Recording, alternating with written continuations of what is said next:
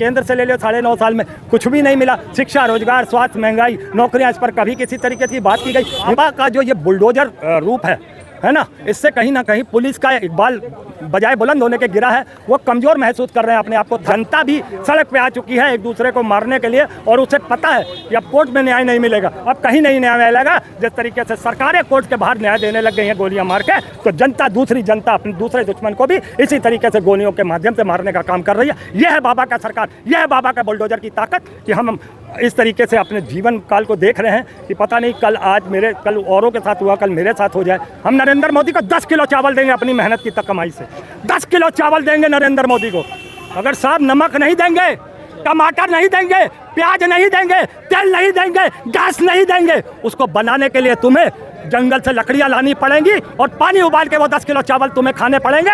मगर नरेंद्र मोदी, तुम उसमें नमक भी नहीं डाल पाओगे। क्या तैयार हो? मैं देने के लिए तैयार हूँ अपनी मेहनत की कमाई से 10 किलो चावल नरेंद्र मोदी को। शर्म आती है कि 80-84 करोड़ आदमी अगर आपके चावलों पर निर्भर है और आप कहते हो देश तरक्की के अंदर है, विश्व गुरु बन रहा है, तो बताइए ये विश्व गुरु है? ये विश्व गुरु है जो जहर पी रहा गरीब। आज सड़क पर 99%। आप चारों तरफ वीडियो कैमरा घुमाइए और किस तरीके से जनता त्रस्त होकर सड़कों पे आई है। आपसे अब हिसाब करेगी 2024 में। और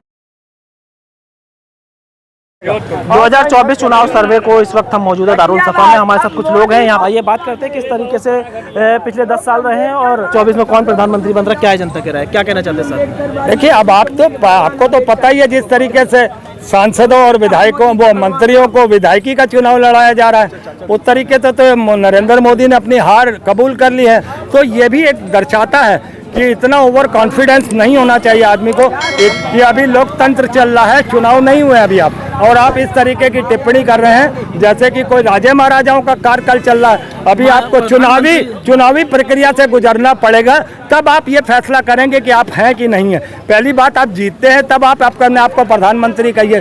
तो मैं ये तरीके से कह रहा हूँ, जिस तरीके से वो यूट्यूबर हो गए हैं, सारी कुछ हो गया, तो कहीं ना कहीं ये दर्शाता है उनको उनकी हार। और कल ये है ना कि जो आप वायदे करते हो वो कितने ज़मीन पर दिखते हैं। किसी ना किसी पार्टी का कुछ ना कुछ तो दिखता है, मगर इनका अगर आप केंद्र से ले लो 9.5 साल में कुछ भी नहीं मिला। शिक्षा, रोजगार, स्वास्थ्य, महंगाई, नौकरियां, इस पर कभी किसी तरीके की बात की गई। हिंदू मुस्लिम जिन्ना पाकिस्तान या सनातन या वो या ये, अब तो इंतहा हो गई। उसने एक और बेशर्मी की, रावण बता दिया राहुल गांधी को, तो हमने मान लिया, चलिए नहीं, अरे एक मिनट सुनिए, एक मिनट। आप अगर वो रावण कह सकता है राहुल गांधी को, तो मैं एक्सेप्ट कर लेता हूँ, चलिए बात उनकी।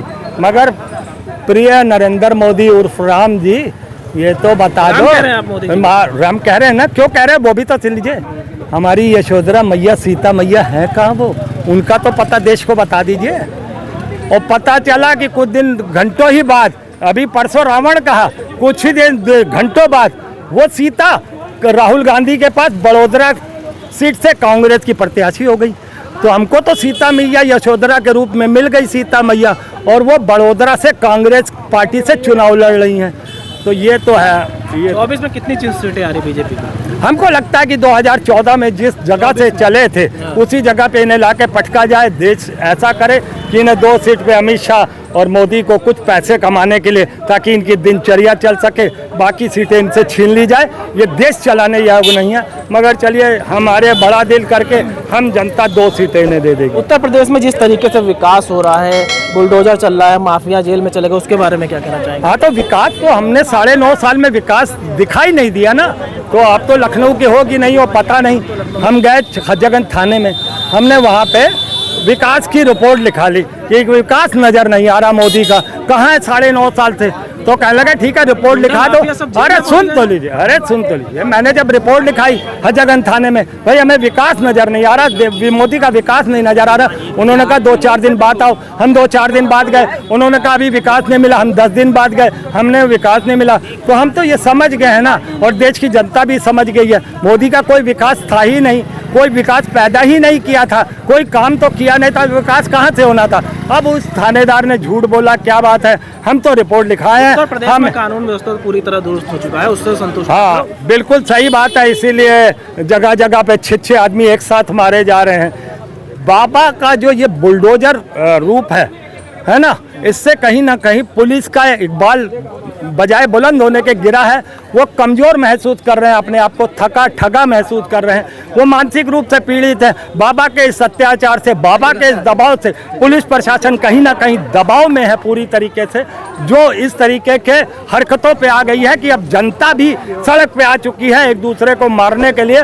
और उसे पता है कि अब कोर्ट में न्याय नहीं मिलेगा, अब कहीं नहीं न्याय मिलेगा। जिस तरीके से सरकारें कोर्ट के बाहर न्याय देने लग गई हैं गोलियां मार के, तो जनता, दूसरी जनता अपने दूसरे दुश्मन को भी इसी तरीके से गोलियों के माध्यम से मारने का काम कर रही है। यह है बाबा का सरकार, यह है बाबा का बुलडोजर की ताकत कि हम इस तरीके से अपने जीवन काल को देख रहे हैं कि पता नहीं कल कल औरों के साथ हुआ, कल मेरे साथ हो जाए। ये चीज़ें हमको देखने में आ रही हैं। हम नरेंद्र मोदी को 10 किलो चावल देंगे अपनी मेहनत की कमाई से, 10 किलो चावल देंगे नरेंद्र मोदी को, मगर साहब नमक नहीं देंगे, टमाटर नहीं देंगे, प्याज नहीं देंगे, तेल नहीं देंगे, गैस नहीं देंगे। उसको बनाने के लिए तुम्हें जंगल से लकड़ियां लानी पड़ेंगी और पानी उबाल के वो 10 किलो चावल तुम्हें खाने पड़ेंगे, मगर नरेंद्र मोदी तुम उसमें नमक भी नहीं डाल पाओगे। क्या तैयार हो? मैं देने के लिए तैयार हूँ अपनी मेहनत की कमाई से 10 किलो चावल नरेंद्र मोदी को।